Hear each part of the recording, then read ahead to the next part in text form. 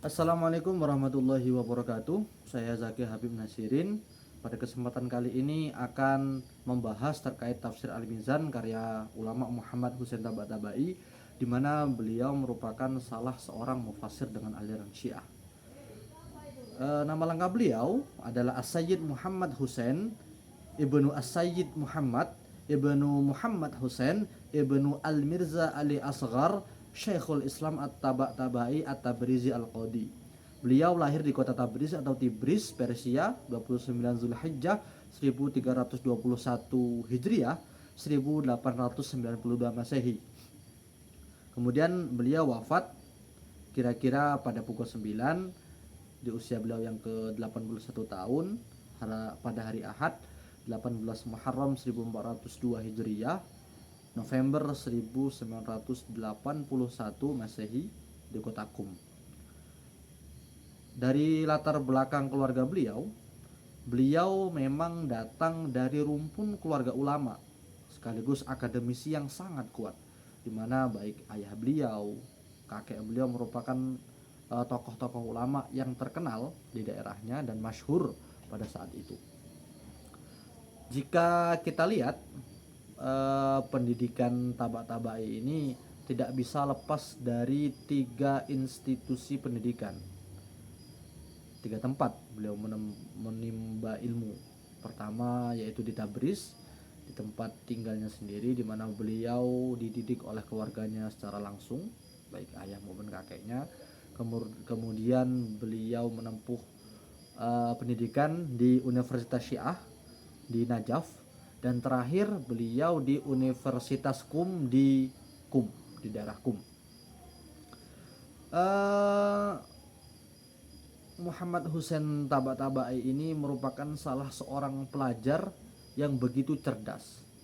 Di antara banyak sekali keilmuan-keilmuan yang beliau kuasai, namun dalam beberapa literatur dijelaskan kecondongan beliau dalam bidang keilmuan itu lebih terlihat di bidang filsafat gitu. Sehingga ini nanti akan berimplikasi pada bagaimana cara beliau menafsirkan ayat-ayat Al-Quran di dalam kitabnya. Selanjutnya, latar belakang penulisan kitab tafsir karya Tabatabai ini adalah, pertama, kelahiran tafsir ini ditengarai atau bermula ketika beliau itu diminta oleh para mahasiswanya ketika beliau mengajar di Universitas Qum di Iran untuk mengumpulkan materi-materi perkuliahan dalam bentuk tafsir yang lengkap. Dalam hal ini memang Tabatabai ini berprofesi sebagai dosen yang mengajar di Universitas Qum Iran. Dari situ kemudian para mahasiswa beliau meminta beliau untuk mengumpulkan materi-materi kuliah yang beliau sampaikan dalam bentuk kitab tafsir secara utuh. Tuh. Kemudian Tabatabai menanggapi hal ini dengan begitu baik dan begitu positif atas permintaan mahasiswanya. Maka tersusunlah tafsir Al-Mizan dari jilid 1 hingga jilid ke-20 yang selesai pada tanggal 23 Ramadan 1392 Hijriah. Jika dilihat dari awal penerbitan, tafsir ini kiranya ditulis dalam kurun waktu sekitar 18 tahun. Itu latar belakang pertama atas dasar permintaan mahasiswanya. Kedua, dalam penamaannya, tafsir Al-Mizan ini tafsirnya ini dinamai beliau dengan Al-Mizan karena Syekh Tabatabai ini menginginkan agar karya tafsirnya nanti dijadikan sebagai sebuah pertimbangan sesuai dengan arti dari Al-Mizan tersebut. Al-Mizan dalam bahasa Arab Al-Mizan artinya dalam bahasa Indonesia yaitu pertimbangan atau timbangan. Artinya dalam hal ini Tabatabai mengapa menamakan tafsirnya sebagai tafsir Al-Mizan, karena memang tujuan beliau ingin nantinya agar tafsirnya ini digunakan oleh para pembaca umat muslim untuk dapat dijadikan pertimbangan dalam menghadapi permasalahan-permasalahan yang muncul atau persoalan-persoalan yang nantinya dihadapi oleh para umat muslim. Dalam penafsirannya, beliau mengedepankan metode penafsiran model Al-Quran bil Quran. Artinya beliau menafsirkan Al-Quran dengan ayat Al-Quran lainnya. Beliau penamaan Al-Mizan karena memang tujuan beliau ingin tafsirnya sebagai pertimbangan ketika menghadapi sebuah permasalahan. Selanjutnya tafsir Al-Mizan ini yang menarik juga sebagai salah satu tujuan beliau menuliskan tafsir ini adalah untuk menjawab tuduhan miring terhadap kaum Syiah, di mana pada saat itu banyak yang mengatakan bahwa kaum Syiah ini mempunyai kitab Al-Quran yang berbeda dengan kitab Al-Quran yang dimiliki oleh para kaum muslimin pada umumnya. Maka dengan menyajikan, dengan menulis tafsir ini, Tabatabai ini ingin menunjukkan bahwa Al-Quran yang dipakai oleh kaum Syiah itu sama dengan Al-Quran yang dipakai oleh kaum muslimin keseluruhan. Seperti itu. Setidaknya ada 3 latar belakang penting yang kemudian mendorong beliau untuk menuliskan tafsirnya. Kemudian sumber penafsiran. Sumber penafsiran kitab Al-Mizan Tabatabai ini kental dengan penafsiran bir-ra'yi. Namun sumber ini nantinya dibagi menjadi 2. Pertama ada sumber primer, yaitu ayat Al-Quran, di mana sudah jelas di awal memang Tabatabai ini menggunakan ayat-ayat lain, ayat-ayat Al-Quran untuk menafsirkan ayat Quran lainnya. Tuh. Kemudian kedua ada sumber sekunder. Selain menggunakan penafsiran Al-Quran bil Quran, Tabatabai juga menggunakan sumber dari hadis Nabi, kitab-kitab tafsir klasik, kamus, buku-buku pengetahuan umum, sumber sejarah maupun pengetahuan rasional dari beliau sendiri. Selanjutnya corak penafsiran.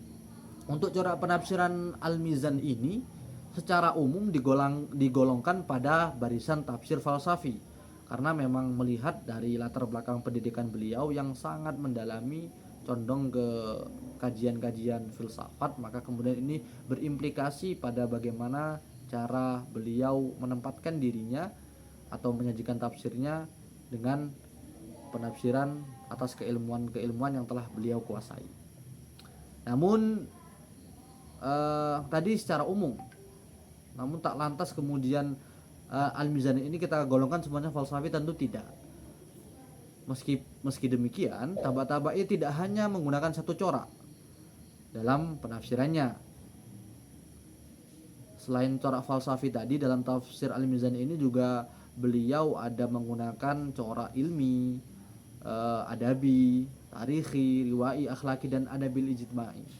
Artinya falsafi tadi hanya yang banyak, artinya yang kita sebut sebagai corak yang dominan. Namun dominan tersebut tidak keseluruhan, artinya masih ada corak-corak lain atau kecenderungannya lain yang digunakan Tabatabai dalam pendekatan tafsirannya.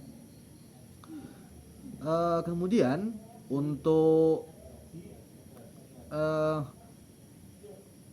kelebihan tafsir Tabatabai ini, pertama, tafsir ini ditulis dalam 3 bahasa sekaligus pada saat itu, yaitu bahasa Persia, bahasa Arab, dan bahasa Inggris.